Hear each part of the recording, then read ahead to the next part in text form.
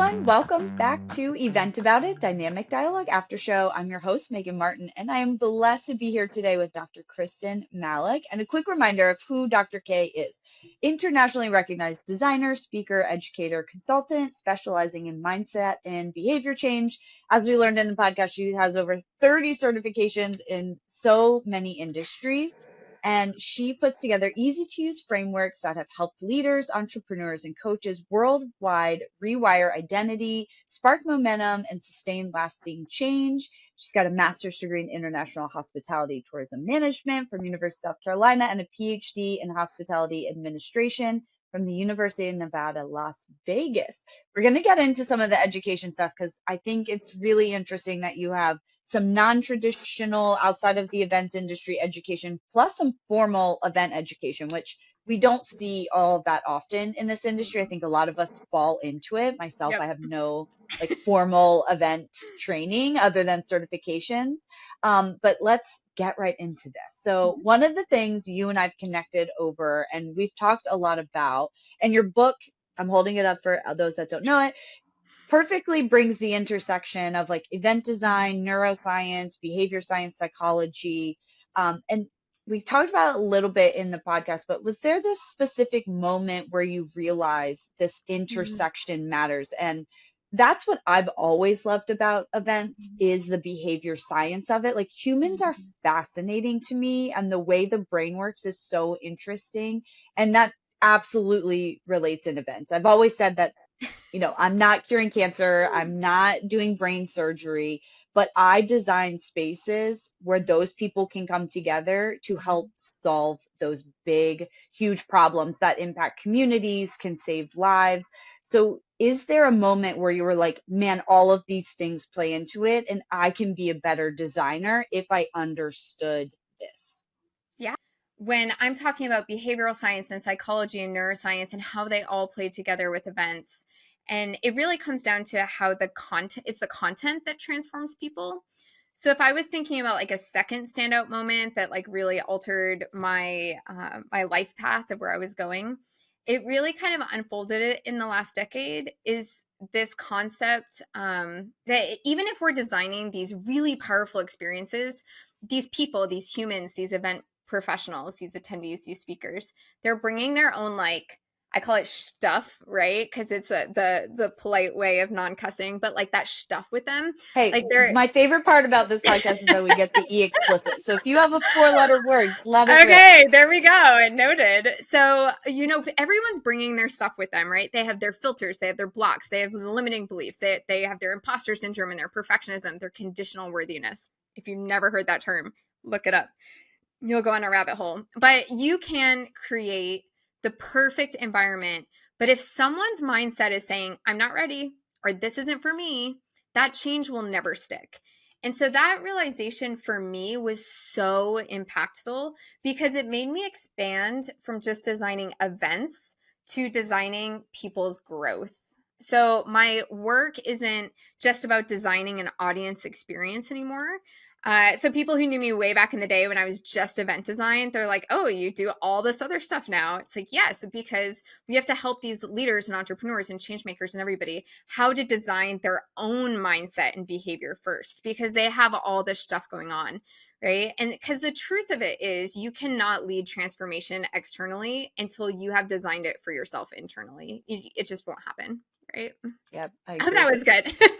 No, you're exactly right. I mean, we bring so much baggage into every conversation. And I think that's probably part of what intrigues me about humans is we're all on the same planet having lived different experiences. And we bring those perspectives and experiences into every conversation that we have, how we approach the world, how we approach events, how we want to take away things from events. And I don't know. I'm fascinated by all of it. I could go on tangents all day for it. So, but one of the other things, Nick, talking about your diverse background, I think your undergrad is in interior design and how that leads into event design. Having formal education in the event space is just a newer thing now. In the last probably 10 years, we're seeing master's degrees pop up, PhD programs pop up across the country. Do you think or have any advice for someone thinking about the industry or wanting to advance in their career?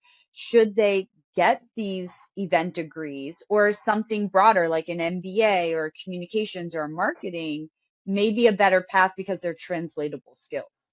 I always tell my event students, right? Because I teach, well, now I only teach one event class a year, but because we've got some designing, mindset, behavior change, and other topics. But I tell my event students, I say, this job, this degree is not going to help you get the job, right? Because you need experience. Like, you need those internships. You need to get your feet wet. You need to get in there, right? It's not going to like get you a management level job just because you have a bachelor's degree in events. No one cares about that. They care about your experience. But what it will do is it will prepare you with the mindset and strategy and design to elevate faster once you have that experience, right? Because you're going to see things in a different way. You're going to speak up more about different ideas and different topics because you see it all, right? Now, if you are actively in the industry right now and you have, 3 to 7 years of experience and you're looking for a master's degree, I am a huge advocate for the MBA. It's actually the only one by research that has shown that it will actually like statistically significant increase your salary, right? Because there's accreditations and there's standards like around the world for the MBA. Every college has the exact same core, like 30 credit hours. Doesn't matter where you go. The only difference is in the electives. And so it has become like a powerhouse about strategy, right? And case studies. So if you are out there in the industry and you're looking for formal education, of course, you can always come and work with me. But I definitely recommend the MBA, right? For sure. I wish I had an opportunity to do a joint master's program. And at that point, I was like burning out in school. And it's one of the biggest regrets of not just spending one more year to take the 6 more classes to get my MBA. Like, I should have just done it. I'm going to have, like, at some point, I'm probably Mm-hmm. going to go back to school and get one for sure. Well, that also leads me. So you talked about you teach one event class, you used to teach more. Mm-hmm. Working with students every day, does that give you a different perspective on the industry? Yeah, I think it comes from two folds, right? Like, one, I have a perfect lab for me to try out new ideas, right? Like, hey, I have a new framework. Let's try it out on the students, right? Because if you actually look at the definition of events, right, which is two or more stakeholders coming together for a common purpose, right? Every single class is an event if it's designed properly, right? Like, if I'm Yeah. teaching about site selection, I'm not going to teach them a PowerPoint. I'm going to take them on sites, right? I'm going to walk them around and show them what site selection is because I'm designing that event, that experience, that learning, right? Event specific to those objectives. It's just teachers don't often do that, right? And so if you're thinking about it in that perspective, I have a natural lab that I get to play with all these ideas. And then on the flip side, right, I get to see the evolution of the next event participants, right? So I can see their mindsets. I can see how to engage them, not just as participants, but also as employees, right? I speak a lot to like recruiters and lodging companies, like how do we best recruit students and what do they look for, right? But what I see in students right now, I'm laughing because the whole 6-7 trend is like such a I thing. was gonna But say, have you taught you anything? so I'm so lucky and thankful. It's by design, of course, right? But my students are the ones that like I tell them I'm a teacher for a semester, but I'm your mentor and friend for life, right? Like you can always come and talk to me and follow up with me. And so I don't get 6-7, but I was like the first teacher to understand what 6-7 meant. Which was great. So, like, I mean, just keeping up there. But I'll say, like, seeing the shift of students, seeing the shift of their purpose and their mission, right? So, these students that I have right now in 2025, right? They're not asking, like, how do I plan a perfect event? They're not asking about, like, risk management, though sometimes they should be, right? They're asking, how do I create something that actually matters? And so, yeah, it does give me kind of a unique perspective where I get to like see both ends of the spectrum, which is kind of fun. Yeah, that is. I think I Mhm. was teaching for a little bit when I was in Mhm. Denver, and at the time, this was pre-pandemic. there definitely was the conversation of like, how do I plan the best parties? Like Hmm. it was all very social. Hmm. Like I wanted to be pretty and beautiful and everyone have a good time and have the best DJ. And that shift definitely is Yes. like, how do I plan something that matters? Yeah. I Oh, and love you that. can see it, like, because I'll ask students, like, what do you want to go into? Right. And it's everyone always thinks it's weddings. It's not like these students are not all coming in wanting to be wedding planners. Like, yes, that solid 10%. But I saw a shift, like 10 years ago when I started teaching part time, it was like everyone wanted to go into concerts and then everyone wanted to do nonprofits. Right. And they didn't know what associations were, right, at that time. Sure. And then, you can see the shift and the progression over time of what's drawing them. And right now, they want to do things that matter, that like change the world and leave the world a better place. uh, I think we all would love that. And I'm glad to see them next generation coming in already asking those why questions and not the everyone had a great time. We had 1,800 people or 18,000 or 100,000 people at our event. Okay, let's shift gears just a little bit. One of the things you wrote in your book that really stood out to me, and this like hit me to my core because it's so true. You wrote, "The more you learn, the more you don't know." And I end up down these rabbit holes. That's why I have a library in my house because I have books on like all kinds of topics. I read about retail therapy, retail psychology. I think that also plays into a lot of like sales and how we buy in the business world. So that can either be really profound or also very exhausting because you end up down these rabbit holes of like learning and like I'm just a consumer of knowledge, which is sometimes to my detriment. Yeah. But what's something you've learned recently that maybe completely flipped your understanding of human behavior? Yeah, absolutely. Well, to like speak to your either or, like, valid, it is both. It is both profound and exhausting, right? That line is basically my daily life, right? So when I think of something that shifted my perspective of my understanding of human behavior, I would say, so it's not super recent, but what really flipped my understanding of human behavior was when I was learning about all the different systems in the brain through like a neuroscience intensive workshop. It was in Austin. It was like 14 super exhausting days, right? And what I learned was how much our brains value safety over success. So back in the day, I used to think that people resisted change because they were like lazy or unmotivated. They didn't want to get up and work out. They didn't want to meal prep, right? They were lazy or unmotivated. But when you actually look at the science and human behavior, it turns out their brains are just trying to protect them, right? Because the brain doesn't actually care if you're miserable, which is super sad, right? Your brain doesn't care if you're miserable. It cares if you're familiar. It cares if you're predictable.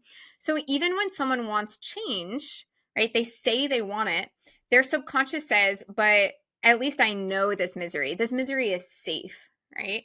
So when I started really digging into that about human behavior and seeing it in coaching and in classrooms and in leadership teams, I realized that so much of our work in behavior change is actually not about adding new information. It's about helping people feel safe enough to actually try something new. And that's where that design comes in, because if you design for safety first, then transformation is much easier and it can actually happen, right? So that was a huge shift for me, was designing environments for safety, and how we can do that from a sensory perspective as well, which is pretty interesting. So, Yeah, I love that. What's something that we can do at events to create some of that safe environment so that people want to grow, want to change, take information home that could be transformative? yeah, absolutely. I think it's chapter 5, I give this huge analogy for your brain, which is the garden. And we talk about how your conscious mind is only 5% and your subconscious or unconscious mind is 95%. And so much of planning and design right now is targeting that 5%, right? It's targeting our logic, our structured creativity, our rational part of our brain. And if we're really wanting to create safety, we have to design for that subconscious, unconscious part of our brain. And That can come from such a wide variety of angles, super specific to your target market, right? That can be something simple as like how your room is set up and the lighting used, right? With the what kind of music you're using. I go into like these frequency things now, because certain sound frequencies do different things to our bodies, right? So all these different perspectives that can create this kind of like environmental safety that makes us like settle in and say, I'm in a safe space before anybody even talks, right? Because then when people talk, then it's like speaker coaching at that point. For sure. So thinking like walking into a breakout, like Mm-hmm. keynotes, I think are always Yeah. going to have the flashy lights and the big Yeah. screens, Yeah. and it's going to be more entertainment than transformation, which is great because I think you need a balance. Talking about that progression, we're going to get into some of the content here next. But walking into a breakout session, what are a couple things that a planner could do? Like, I love the frequency. So maybe instead of music, maybe it's brown noise or green noise. Maybe the lights are a little dimmer. Like, what are a couple environmental things that we could throw in a breakout session so that you know as soon as you walk in, this is safe and I'm about to learn something I'm going to take home? Yeah, absolutely. I'm going to say the easiest thing that people for some reason don't like to do because we're trying to maximize seating all the time, right? Is being radically inclusive with seating options. So this can look like having the high boys for people to stand at, having rounds for people to sit out with other people, but also having seats where people can sit by themselves, having some things on the floor like the bean bags or the yoga mats, having, I saw one, this would be expensive, right? It's a budget thing. But I was at one event where they had like the treadmill walking pads that you could like actually walk while you were back there. And so I think when you walk in and you can choose, right, the seating or the standing that works for you and not being forced to like sit down and be quiet and listen, or forced interaction where you have to sit down at a table with other people and you're forced to interact with them, like that's the number one easiest way to like set up a safe environment where people can choose their level of involvement with the surroundings around them. I love that. Okay, so thinking about not just environment, but talking content, one of my absolute favorite lines, and we've kind of touched on this a little bit already, is event planners design environments, not content. So we've talked a little bit about how to set the environment, but one thing I'm curious, and you talk a lot about this in the book and also on the podcast, is the flow of that content, right? Because people are coming for experiences. It's always the debate is it experience or is it content that people come to events for? And I think it's a little bit of both. Like, they want networking and they want the content. So Mm-hmm. where do we design a flow with content? Like, where do you even start to put an agenda together that pulls out the dopamine, that lets me walk away saying, wow, I actually am inspired and learned something? Yeah, this is a multi-pronged sword in some ways. I will Yeah. answer it with how we should approach it, but then I also have to have that pre-frame to acknowledge that most times event planners are what I call in the book one step removed, where we're not actually in control of some of these things, right? And so if you're an event planner that is, doing all the logistics and coordinating all the things and doing design, but there's like a speaker board or like a content or research board, and they're deciding the speakers and they're doing all those things, you actually can't really control it unless you're like working directly with that board and strongly advocating with lots of education, right? But if you are an event professional who gets some say in the content and the structure and the flow, I would say the real issue with all of this content right now, it's yes, it's overload, but it's not just overload of content, it's disorder, right? So as we mentioned earlier, planners build agendas based on oftentimes speaker availability, right? They'll say, well, I have this opening here, or I have this opening here, or they'll have a theme, right? And you talked about earlier, like, okay, we have a theme and we have this change and we have these 6 speakers, and then you just like haphazardly put them in there, right? Because you don't know their deck and you don't know their content, you don't know how it's all going to flow together because you have 3 bullet points and a title, right? That's what you have. Yep. But when planners can build agendas so that all that content flows, because right now your brain goes from like, okay, this session is like high level strategy, and then you have hyper specific tactics, and then you have a panel, and then you have like big ideas. There's no like roadmap, right? There's no path. It's just like a random playlist of smart people talking, and then your brain's overloaded from that, and then you're stuck trying to piece it all together, right? And sometimes you don't know how to piece that together, and then your brain's exhausted, right? And so when you actually look into brain science, brains learn in sequence, right? So if you want to change behavior, your content needs to stack, right? So you have to have awareness, and then you have to have understanding, then you have to have application, and then you have to have reflection.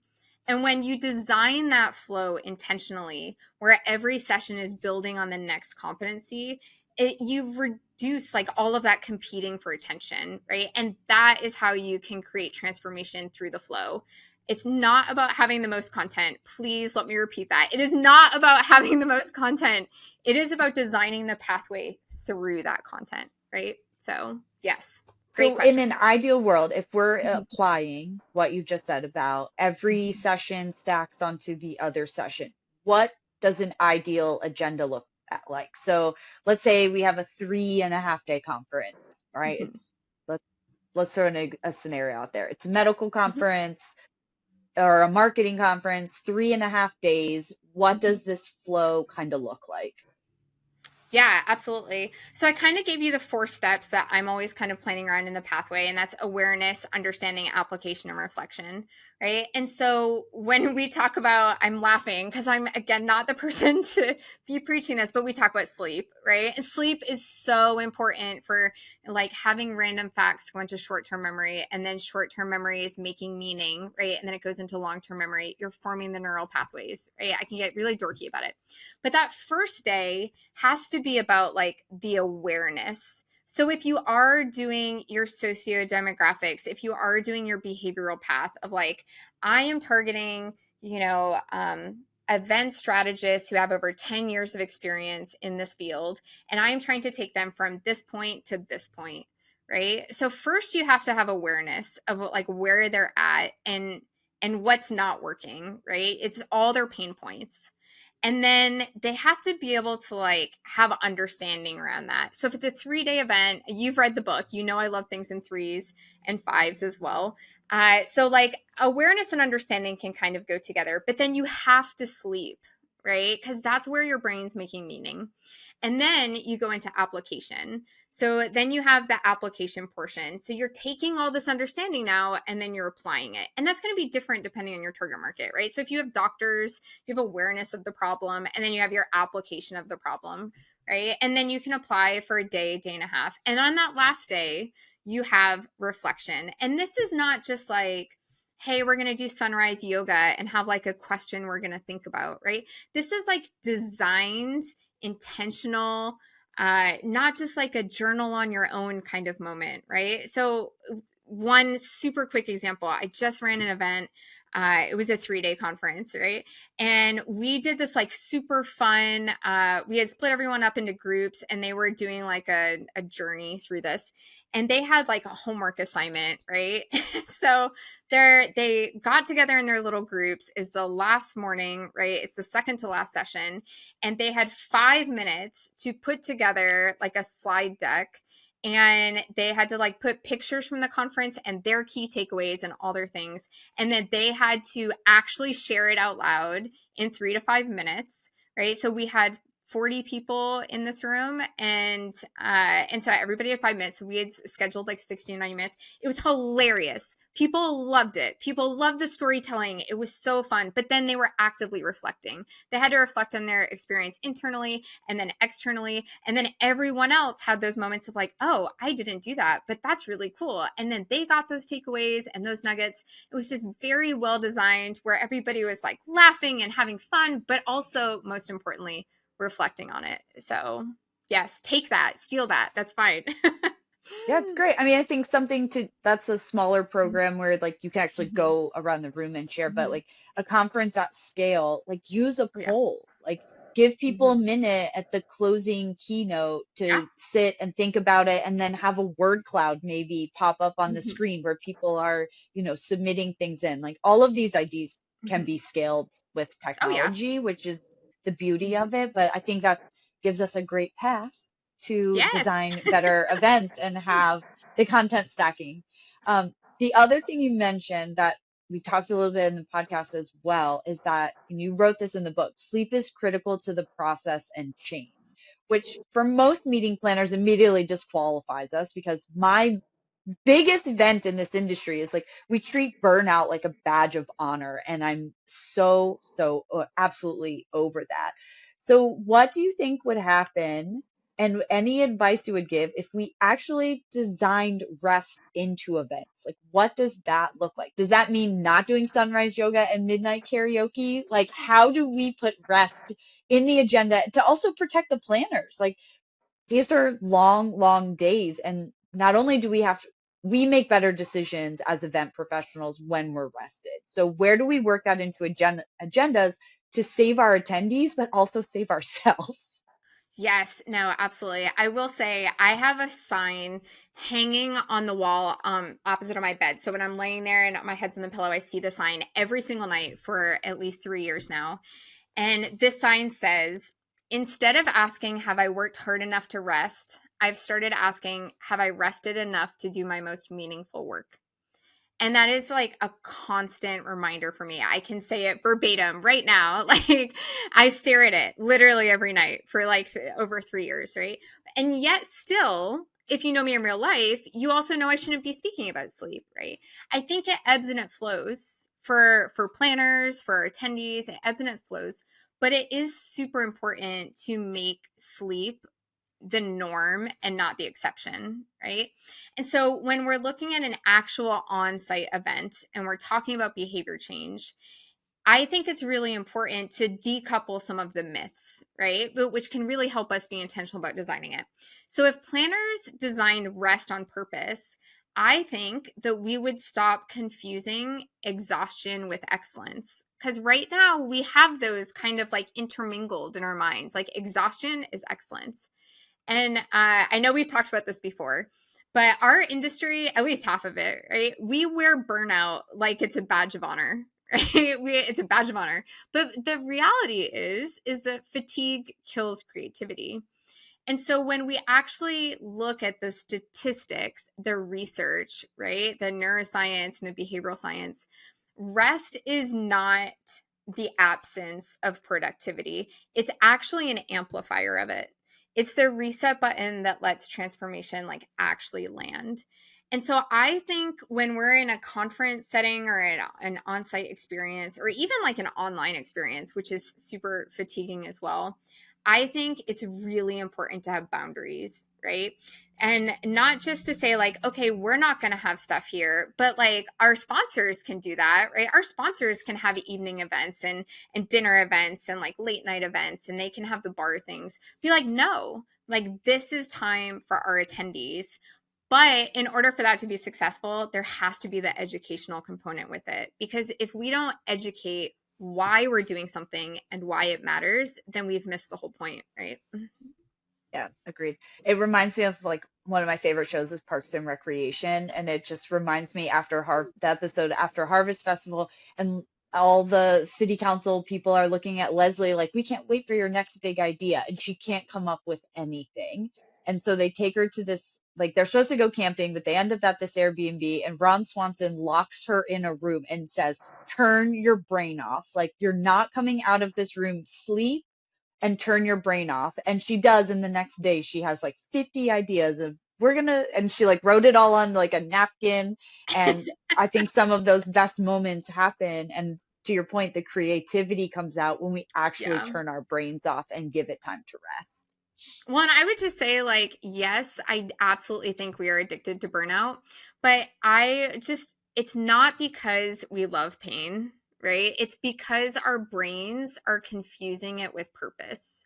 And we're purpose driven people, and our brain has mixed that up somewhere, right? That exhaustion is related to like meaning is related to purpose, and it's just not true. It's a myth, and so we just have to decouple it, right? So I think that's a bad habit we need to change. So let's just say the event industry was one of your behavior change clients. Yes. What's a bad habit that you would coach out of all of us first?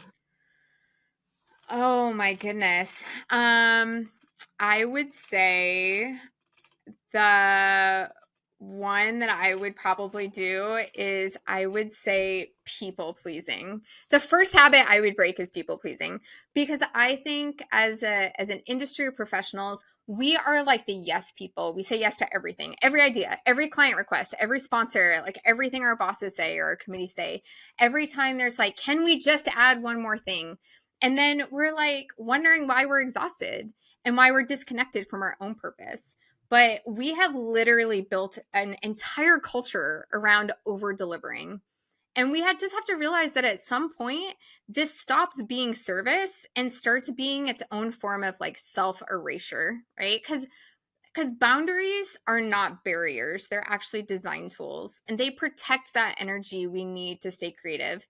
And without that, we're just like managing chaos. We're not like creating real change. So I would say people pleasing for sure. I completely agree with that. And I I have no follow-up comments. That's just the best. Yes. Okay. Last couple topics here. So one of the other things that we've connected on over the years, and you write in the book, a curious brain is a learning brain. I have gotten in trouble my pretty much my entire life for asking why questions, not as a form of like rebellion, but of understanding and curiosity, because I have such a curious mind, which is why humans fascinate me because it's like the ultimate science. We're all so different. So, was there a moment in your own career where curiosity completely changed your path? And I think I know the answer to this because we've kind of already talked about it, but I'm curious. Yeah. Okay, well, you've like now challenged me where I'm gonna say yes, but I'm gonna give you like something you've never heard before. Okay, You're like, I've let's heard hear it, it. and I'm like, I must give Megan something new. So, okay, so about 15 years ago, I was a grad student, right? Officially a grad student, and I was working in the office late one night. And my phone was ringing, and I accepted this phone call. It was from a close family member, or, she was close at the time. And she was so deeply upset. She was like crying.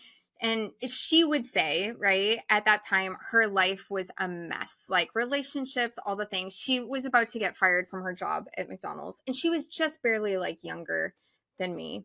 And so, like, I'm not going to talk about trauma or traumatic childhoods or anything, but the two of us did share kind of like similar buckets or categories of trauma. And I'm like sitting there on the phone, right? If you're watching the video, I'm like doing the phone thing. It's now like this, not like this, Well, right? But, like this. right? Exactly. I'm aging myself now. But I was sitting there on the phone and I just like so distinctly remember listening to her and that moment of curiosity when I asked myself, right? Why and how did my life turn out so differently when our upbringings were so similar? And that was the first time I had asked a why question, like about myself, instead of like, I wonder why they're doing that. I wonder why this is the way it is. I wonder why that's happening. Right. And so that actually led to this like obsession with figuring out like who I was and how and why I worked. There's actually like a video of me on YouTube where I'm like on a main stage sharing this point and like my journey of unlearning myself. And I would say, like, yeah, that singular kind of curiosity point of like turning the curiosity inwards, it changed like my entire perspective on life and how I design for mindset. So, was that new for you, Megan?